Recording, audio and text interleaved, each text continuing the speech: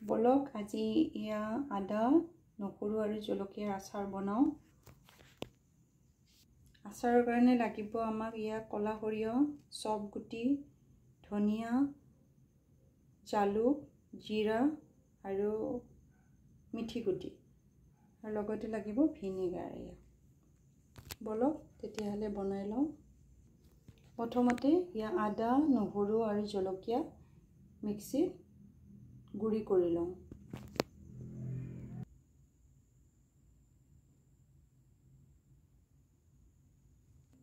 এতিয়া শুকান মছলাখিনি অকণমান ভাজি লওঁ।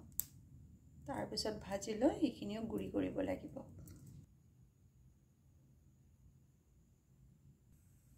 তাৰপিছত মিঠাতেল গৰম কৰি ঠাণ্ডা হ'ব দিব লাগিব।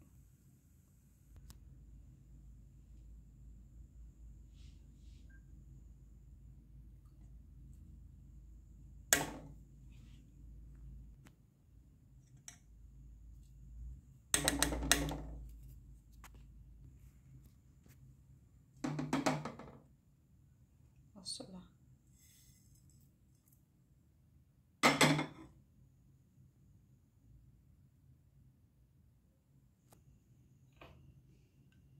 ভিনেগাৰ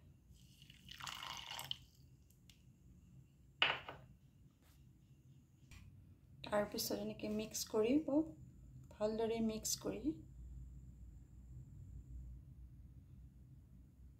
বটলত ভৰাই থৈ দিব। তাৰপিছত এনেকৈ বটলত ভৰাই বেছিকৈ তেল দি ভৰাই দি থৈ দিব এনেকৈ।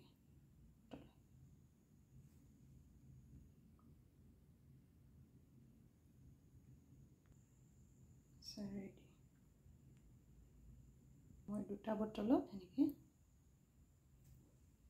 ৰেডি।